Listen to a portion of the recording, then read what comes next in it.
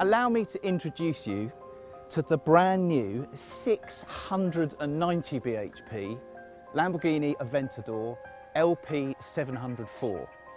Not perhaps the most ethical car that we will test this year, but it's easily one of the fastest cars we will test this year, and it's definitely one of the loudest.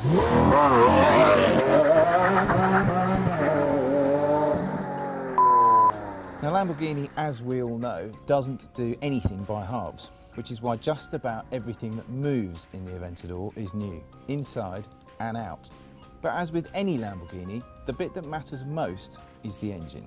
And in the Aventador's case, that means an all-new 6.5 litre V12 that produces enough power to illuminate Blackpool and enough torque to impress Australia.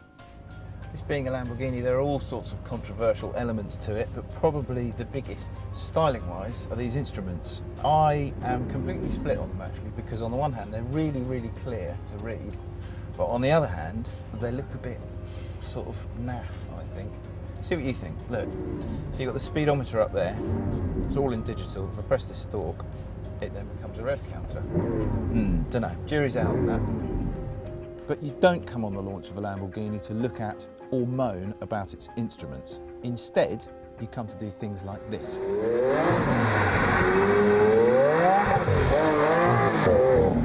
We can come back in a while to what this car is like on the track.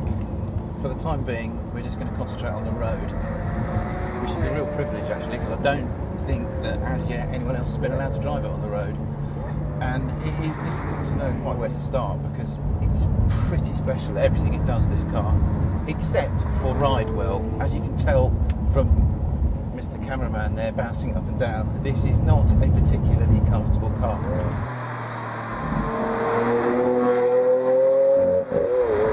The flip side to that, of course, is that you get absolutely pinprick sharp handling and steering and braking. Everything this thing does dynamically, in terms of going quickly, it does just brilliantly. The turning is immense on this car. The brakes really are out of this world. You will not come across a better set of brakes in a road car than this. The grip and the traction is off the dial. I mean, it's not just the fact that it's four-wheel drive. This thing is stuck to the road like glue.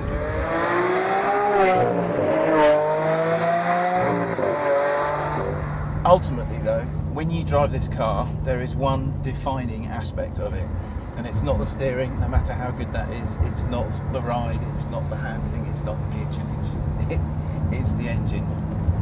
6.5 litres of V12 engine has to dominate the driving experience, no matter how good the rest of the car is, and this is why.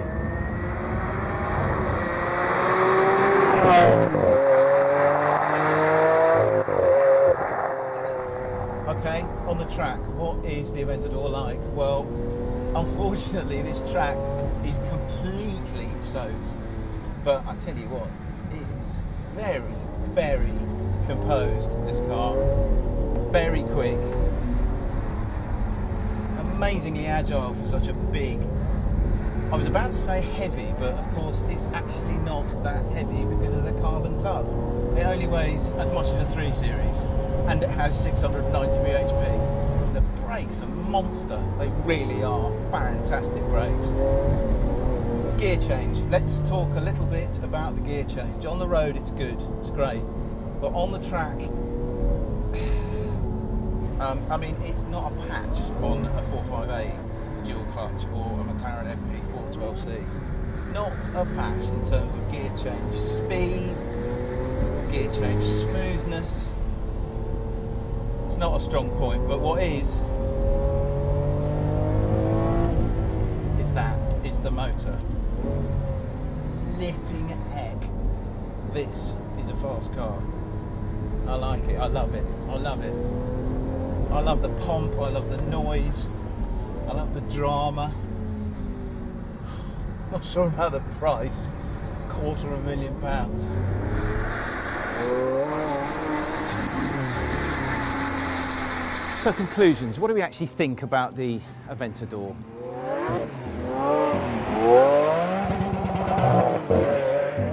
not a lot I can add to that really. It's fantastic.